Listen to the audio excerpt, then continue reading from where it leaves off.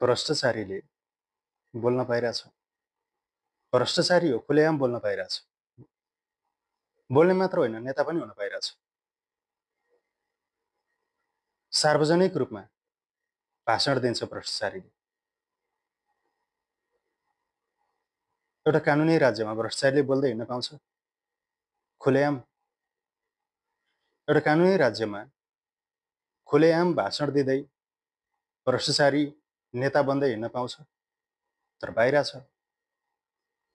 हो, नेताले भनेको कि गणतन्त्रमा बोल्न पाइछ, बोल्न पाएको छस् तैँले भने यो होइन कि जनताले बोल्न पाइछ। यो जनताले बोल्न पाउनुको विषय नै होइन, यो नेताले बोल्न पाइरहेछ। नेताले बोल्न पाइरहेछ। कस्तो नेताले? जो भ्रष्टाचारी हो, उसले खुलेआम बोल्दै हिँड्न पाइछ।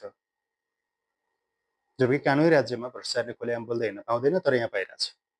त्यो भएर बोल्न पाइरहेछस् भनिरहेछ उसले। हत्याराले बोल्न पाइरहेछ। हत्यारा, बलात्कारी, भ्रष्टाचारी, घुसखोरीले बोल्दै हिँड्न पाइरहेछन् यति बेला।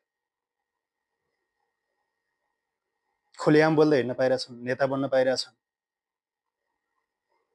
जस्तो किसिमको चाहिँ क्रिमिनल होस्, खुलेआम बोल्दै हिँड्न पाइरहेछ,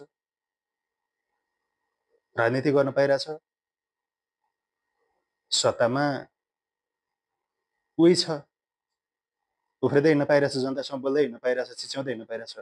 त बोल्न पाइछस्, गणतन्त्रले बोल्न दियो भने कसलाई दिएको? भ्रष्टाचारीले, हत्यारालाई, भ्रष्टाचारीलाई, घुसखोरीलाई गणतन्त्रले बोल्न दिइरहेछ। यो अवसर उनीहरू के छ? गुमाउन चाहँदैन। यस्तो अवसर दोस्रो कुनै समयमा मिल्दैन, यो गणतन्त्रमै मिल्ने रहेछ। हत्याराले, भ्रष्टाचारीले, घुसखोरीले बोल्न पाउने, खुलेआम जनतालाई र जनताको भिडमा बसेर र भाषण गरेर ऊ नेता बन्न पाउने, सत्तामा ऊ नै बस्न पाउने, यस्तो यति सहज वातावरण बाँकी व्यवस्थामा पक्कै पनि हुँदैन। त्यसकारण यो वातावरण उनीहरू गुमाउन चाहँदैन। त्यही भएर बार बार भन्छन् बोल्न पाइछस् गणतन्त्रमा भनेर। यो जनतालाई भने होइन, यो मैले बोल्न पाइरहेको छु, भ्रष्टाचार गरिरहेको छु र पनि बोल्न पाइरहेको छु, मनोमानी गरिरहेको छु, राज्यको विरुद्धमा मनोमानी गरिरहेको छु र पनि खुलेआम बोल्दै हिँड्न पाइरहेको छु, शानका साथ जीवन बाँच्न पाइरहेको छु। यो चाहिँ उनीहरूले भनेको कुरा चाहिँ यो